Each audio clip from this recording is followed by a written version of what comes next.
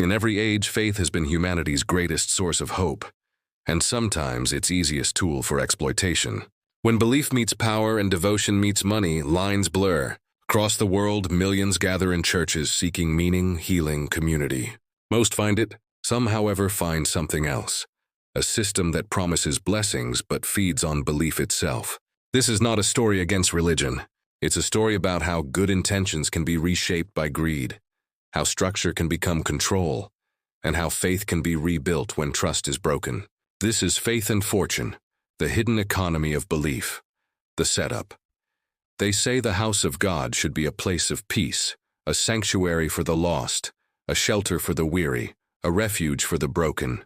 But somewhere along the way, the sanctuary became a stage, and faith became a business model. The words of hope turned into slogans. The sermons became sales pitches, and the pulpit, once a place of humility, became the headquarters of one of the most profitable schemes in modern history. It's a scheme wrapped in scripture, powered by emotion, and protected by silence. It doesn't call itself a pyramid scheme, but it functions just like one. It's built on hierarchy, on promises that flow upward, and on a system that depends on endless recruitment. More believers, more givers, more money to keep the structure standing tall. The tragedy is that it doesn't start with greed. It starts with faith, with people who genuinely want to believe, people looking for meaning, healing, or hope when the world feels too heavy. They come searching for God and end up finding a brand.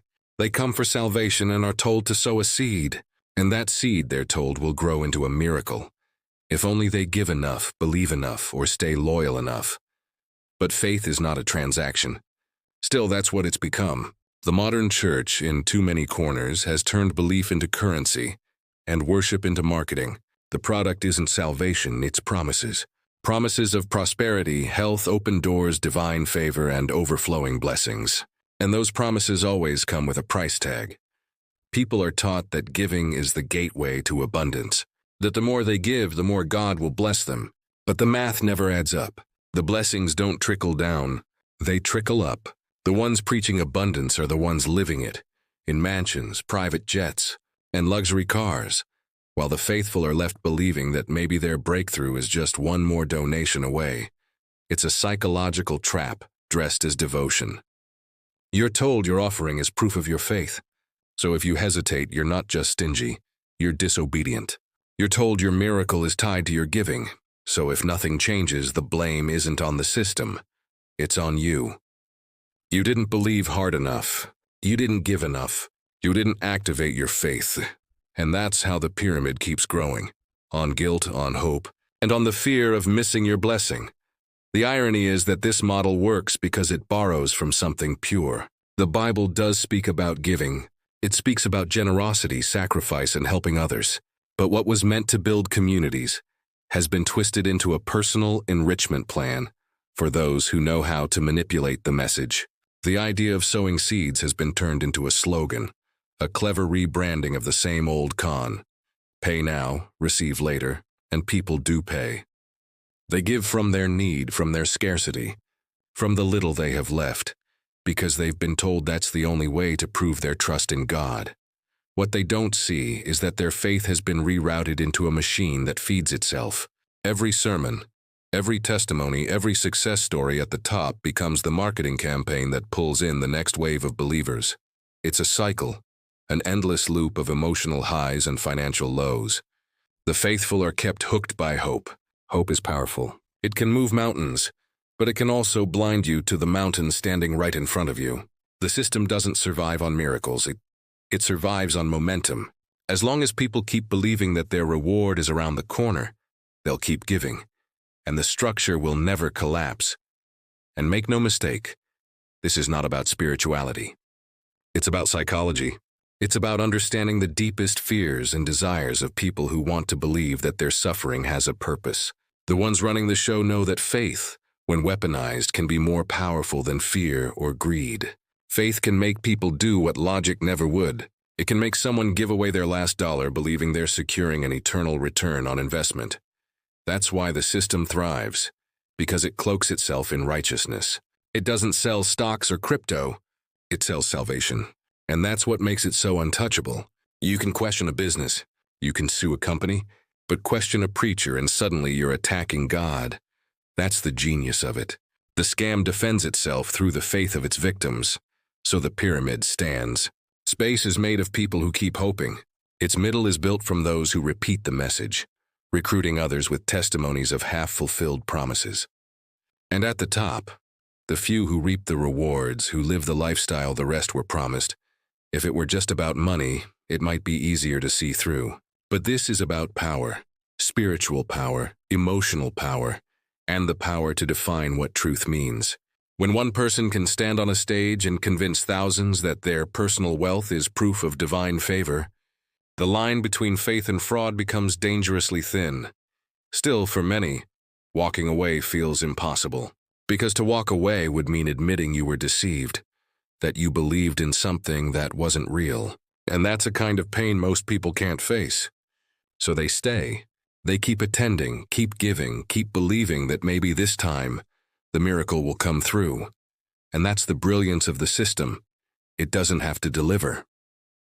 It only has to keep people waiting. The psychology of the scheme faith doesn't just shape what people believe. It shapes how they think, how they give, and how they justify what doesn't make sense. In the pyramid built on religious promise, psychology is the architecture. Every brick is laid with emotion, not evidence. You don't reason your way into these systems. You feel your way in. You feel hope, guilt, fear, excitement, awe.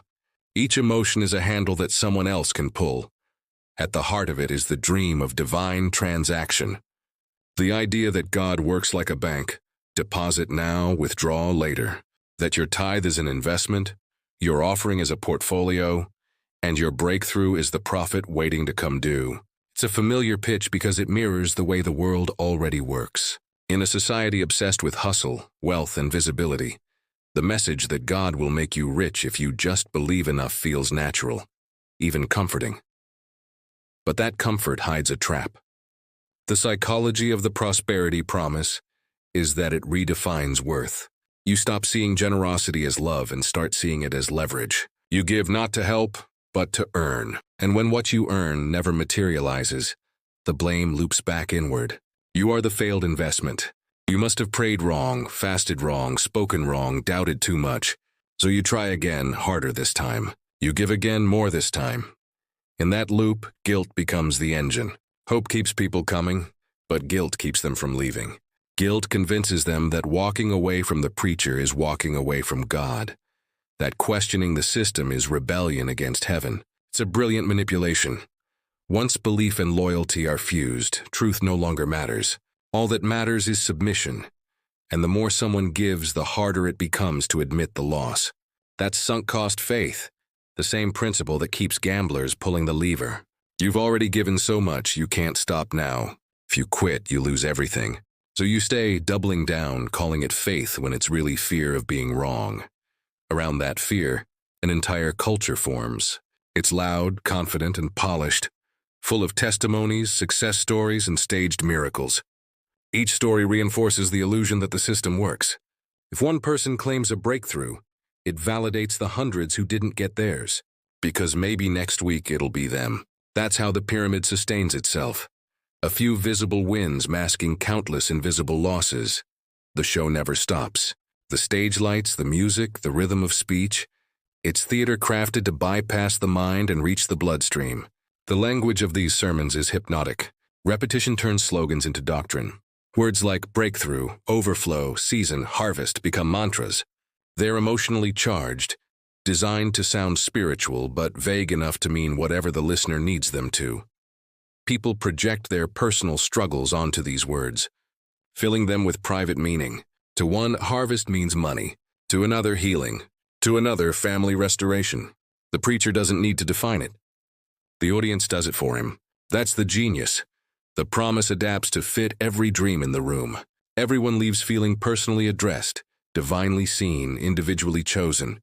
And when the results don't come, cognitive dissonance steps in. People reinterpret disappointment as divine delay. Maybe God's testing me.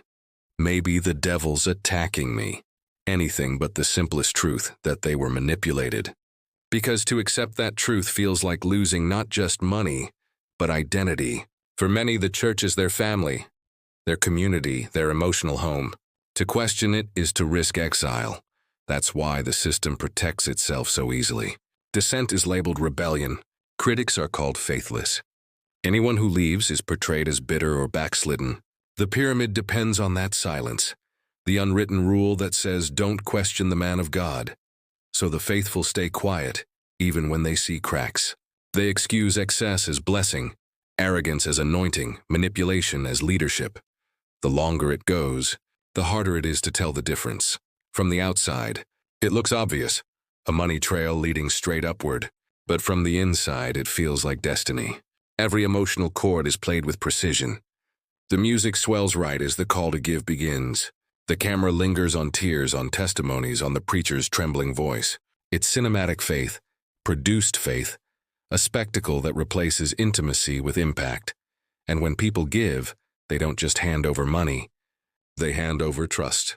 The trust becomes the currency that sustains the hierarchy. Those at the bottom feed the system with devotion. Those in the middle replicate it, hoping to rise. Those at the top call their success proof that it works. And the cycle repeats. The deeper tragedy is that many of the people running these schemes started sincere. They learned over time that emotion pays better than truth, that charisma converts better than doctrine, that stories sell better than scripture, and so they adapt. They learn which verses inspire the most giving, which tones sound most authoritative, which miracles photograph best. Faith becomes performance, God becomes product.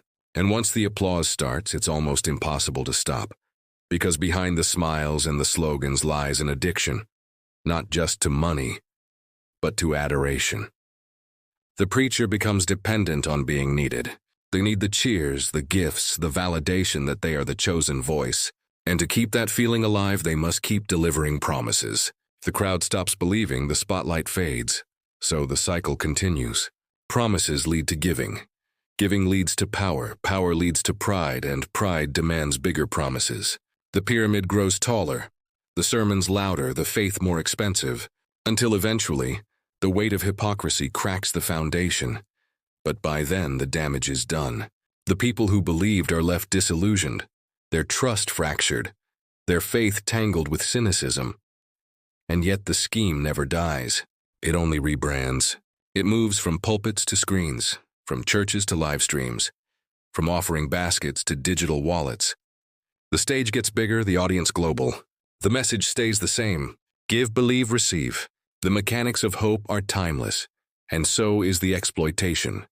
The most chilling part is that the victims rarely see themselves as victims. They see themselves as participants in a divine economy, and when the rewards don't come, they assume they've failed the system. Not that the system failed them. It's a brilliant inversion of accountability.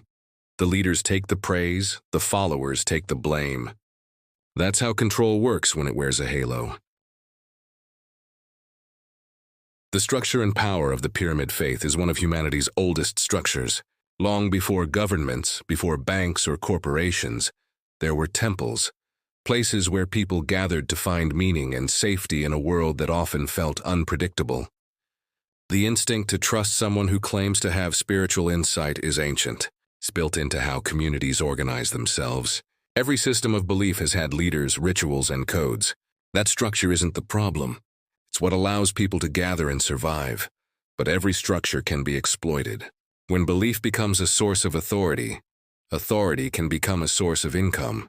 And once money enters the equation, the balance between faith and power begins to tilt. A leader who starts with good intentions can slowly realize that inspiration brings influence, and influence brings revenue.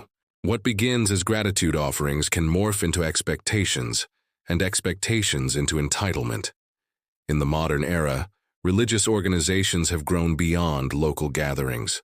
Technology and mass communication let one person's voice reach millions.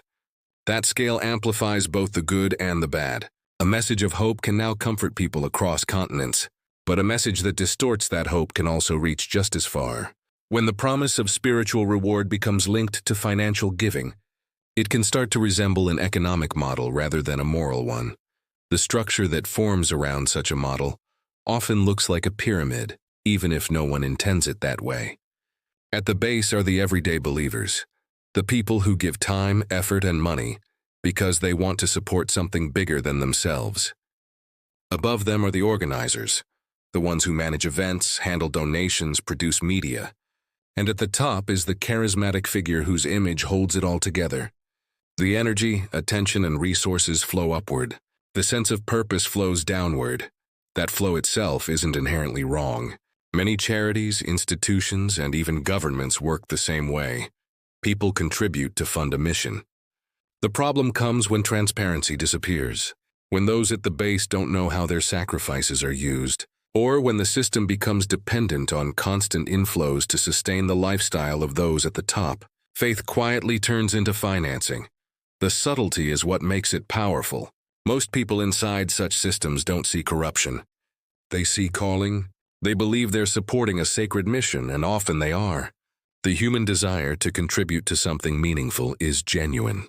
But without accountability, that generosity becomes a resource anyone can tap. It's easy to imagine the manipulative leader, someone cold, calculating, driven by greed. But in reality, it's often more complex. Many who rise to positions of religious influence begin sincerely. They feel chosen, they work hard, they inspire others. But with admiration comes pressure. People start treating their words as divine truth.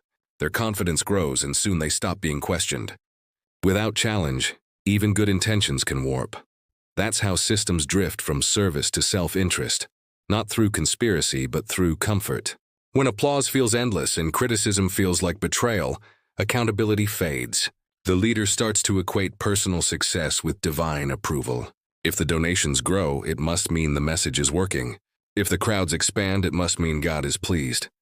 Slowly, wealth and holiness start to look like the same thing, and the people watching learn to believe it too. The logic feels airtight. If faith brings blessings, then those who have the most must be the most faithful. This idea reshapes the meaning of spiritual success. The humble are overlooked. The affluent are admired. The ancient virtues of simplicity and compassion start to lose ground to a newer gospel of achievement and display. This culture of display becomes self-reinforcing. When leaders showcase prosperity as proof of God's favor, followers emulate it. They start to give not just to support the work, but to signal their own faith. Giving becomes performance. Testimonies become social currency. The community starts measuring spirituality by visible success. Cars, homes, wardrobes, opportunities. Those without such signs feel unseen, unblessed, maybe even defective. Inside that environment, the old values of mutual care and honesty begin to erode. Conversations about doubt or disappointment are silenced. Everything must stay positive, victorious, triumphant. The culture becomes allergic to vulnerability. But faith without vulnerability is fragile. It can only survive by ignoring pain. And ignoring pain is how exploitation continues unchallenged. At the same time, the structure's leaders face their own trap. Once they've built their identity on success, they can't afford to look uncertain. They must project confidence even when they're struggling. They must promise more, deliver more, dazzle more. Because the system they lead feeds on momentum. If the excitement fades, giving slows. If giving slows, the infrastructure weakens. So every year, the message has to grow louder, more urgent, more extravagant. That's when a ministry begins to mirror a company. Vision statements become branding. Congregations become audiences. The sermon becomes a product launch. What was once a relationship between people and their faith becomes a cycle of emotional consumption. Hope becomes seasonal, like fashion. New themes, new promises, new breakthroughs to chase. And yet behind all that spectacle, most people inside these systems still crave something real. The volunteers, the musicians, the families who show up every week. They're not there for luxury or status. They're there because they believe something sacred still lives at the core of it all. And in many ways it does. Community, compassion, shared worship, those are timeless and they still happen every day. The tragedy is not that faith exists. It's that faith is used. The same spiritual hunger that can build hospitals, feed the hungry, and comfort the grieving can also be redirected into sustaining an image of divine success. And because religion deals in ultimate meaning, in life, death, eternity, it can justify almost anything in its name. That's why transparency and humility are the only real antidotes. Systems that survive long-term are those that keep power distributed and questions welcome. They don't revolve around one person's charisma, but around shared responsibility. Where money is involved, openness is protection, not just for the followers, but for the leaders too. Because unchecked admiration can corrupt anyone, even the sincere. The pyramid isn't inevitable. It grows in the dark, not the light. When the finances are clear, when the leadership is accountable, when people are encouraged to think and not just obey, the shape flattens. The flow of power changes direction. It moves outward into the community, instead of upward into a hierarchy. That's the choice every faith movement faces, to be a beacon or a brand, to serve or to sell. And those choices, repeated over years, decide whether a community becomes a source of renewal or a machine that consumes its own believers. The human cost and the way forward. Every structure built on imbalance eventually leans. When belief and money intertwine too tightly, the first thing to bend is trust. For ordinary people, that's where the cost is most visible. The human cost doesn't usually show up as public scandal or broken institutions. It appears quietly in personal lives. The single parent who gives a week's pay hoping a miracle will cover the bills. In the retiree who believes the next contribution will heal a loved one. In the student who feels guilty for keeping lunch money instead of sowing it. Each small act comes from sincerity, not stupidity. It's an attempt to make meaning out of uncertainty. A way to feel connected to something powerful when everything else feels fragile. When those sacrifices go unacknowledged or misused, the wound isn't only financial, it's spiritual. People lose not just cash but confidence. Confidence in leaders, in communities, in the idea that goodness and truth can coexist. Some walk away from organized religion altogether, not because they've lost faith in God, but because they've lost faith in people who claim to speak for Him. That disillusionment ripples outward. Families divide over it. Friendships strain. The social fabric of the congregation begins to fray. When generosity becomes a contest, compassion turns competitive. When honesty is punished, silence spreads. And silence is how exploitation hides longest. But even amid that loss, something resilient remains. Human beings have an incredible capacity to rebuild trust once they see clearly. The process begins the same way the distortion began, person by person.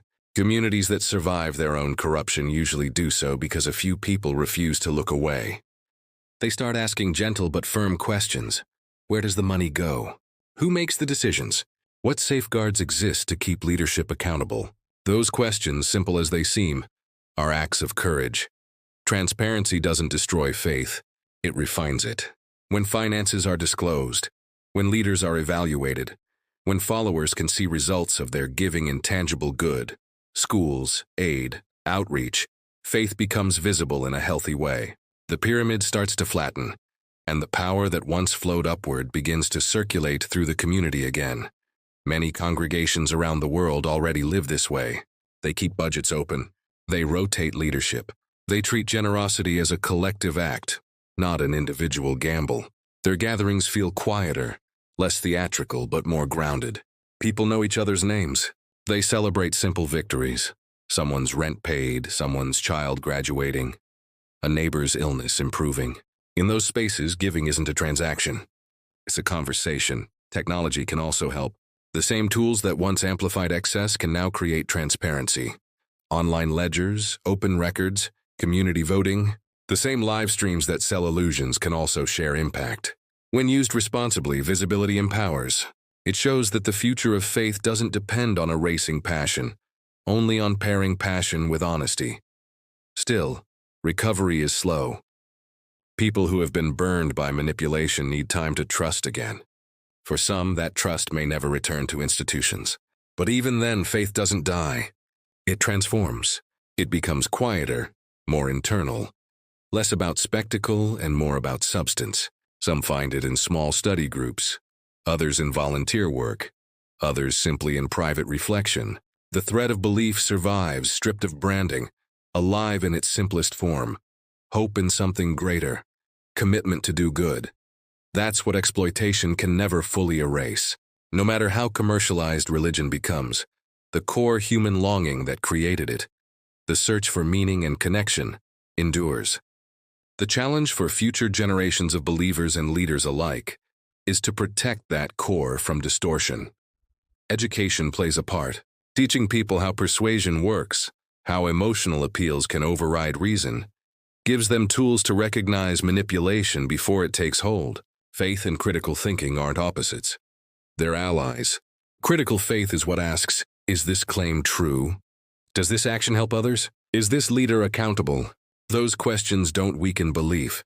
They purify it. When communities value questions as much as answers, they inoculate themselves against deception. When generosity is directed outward, toward relief work, toward shared needs, instead of upward toward personalities, the old pyramid starts to look less like a monument and more like a network. That shift, from hierarchy to community, from performance to service, is what renews religion from within. Leaders who embrace humility, who admit mistakes, who live transparently, can reverse decades of cynicism. It doesn't take a revolution, just honesty repeated long enough to become culture again. Every apology, every audit, every moment of integrity chips away at the myth that holiness must look like wealth or fame. And in that simpler vision of faith, generosity regains its original beauty. People give not to get, but to belong, to contribute to something real. They sing, they pray, they work side by side, not because someone promised them riches, but because helping one another feels right. That's the irony of it all. The same mechanism that allowed a few to exploit many, the human capacity for belief, is also the mechanism that can heal the damage. When people believe in honesty, in fairness, in shared purpose, they rebuild what manipulation broke. In the end, the story isn't about villains and victims.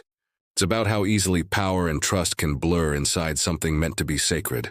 Wherever money, charisma, and belief meet, there will always be the temptation to shape truth to fit ambition. The challenge is not to destroy the institution, but to remember why it existed in the first place. Religion began as relationship, between people, between humanity and mystery, between gratitude and giving. The earliest gatherings were simple, shared meals, shared songs, shared burdens. There were no lights, no slogans, no seed offerings. There was only the idea that life made more sense when it was lived together. That idea still holds. It just gets buried under the noise. When people strip the noise away, faith becomes quiet again. Quiet enough to listen, to notice when words stop matching actions, to sense when generosity feels forced instead of free. That quiet is where discernment grows. Discernment is what keeps faith alive while falsehood fades. Communities that thrive after facing corruption often rediscover that silence first. They stop chasing spectacle and start practicing sincerity. They rebuild not with marble and microphones, but with honesty and mutual care. Their leaders stop trying to be celebrities and start acting like stewards, not owners of truth, but caretakers of it. Slowly, trust returns. Slowly, giving becomes joyful again. Slowly, worship feels like gratitude instead of obligation. That transformation can happen anywhere. It doesn't need an audience. It begins the moment someone asks, "What are we really building?" If the answer points back to people, to compassion, to tangible good, the structure stands. If it points upward to ego or wealth, it leans. The test is simple but constant. For those who feel disillusioned, the way back isn't through forgetting. It's through remembering what faith actually means. Belief isn't blind optimism or the promise of profit. It's the courage to keep hoping, to keep doing good, even when there's no guarantee of reward. It's the willingness to act ethically when no one is watching. That kind of faith doesn't need a pyramid. It needs a foundation, a flat, shared ground where everyone's dignity matters equally. The future of religion in any form depends on returning to that ground. The digital age makes it easier than ever to amplify both truth and deception. Every live stream, every donation button, every viral sermon is a test of integrity. But technology also gives believers more agency than ever before. They can ask questions, check facts, follow the money. The same transparency that exposes greed can also highlight good. The same platforms that have sold illusion can spread accountability. That's the paradox of progress. Tools don't corrupt or sanctify. People do. Each generation decides how to use what it inherits. If modern faith communities can pair old wisdom with modern clarity, the pattern of exploitation doesn't have to repeat. There can be systems where giving fuels genuine aid, where success is measured by lives improved, not lifestyles displayed. Maybe the truest reform will come quietly, one congregation at a time, learning to stand on level ground again.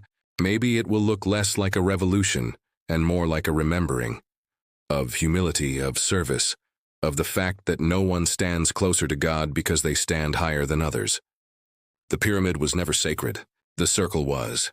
And for every person who's been disappointed by leaders or systems, there's a chance to rebuild from that disappointment, to turn skepticism into wisdom, bitterness into discernment. Faith after disillusionment is often deeper because it's been tested. It trusts less in people and more in principles. It gives not because it's told to, but because it wants to. That's where hope lives now, in ordinary acts of honesty that quietly undo the harm done by grand performances.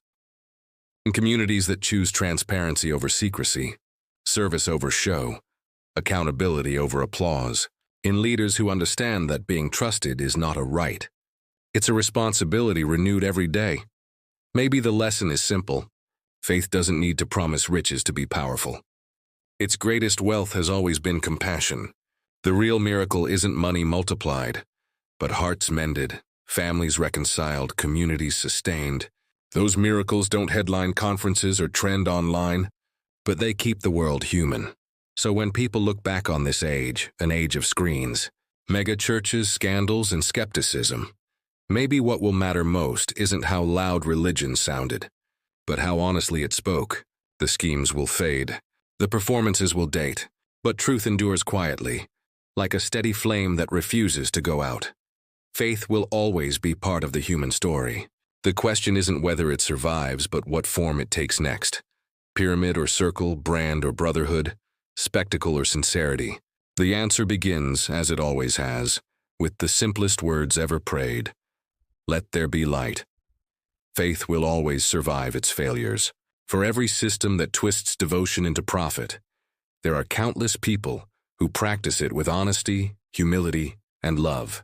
The challenge isn't to abandon belief, but to protect it, to keep it real, transparent, and human, because when truth guides faith, no pyramid can stand over it. I'm Narrator Name, and this has been Faith and Fortune, the hidden economy of belief. Thank you for watching. And remember, ask questions, stay kind, and keep your light honest.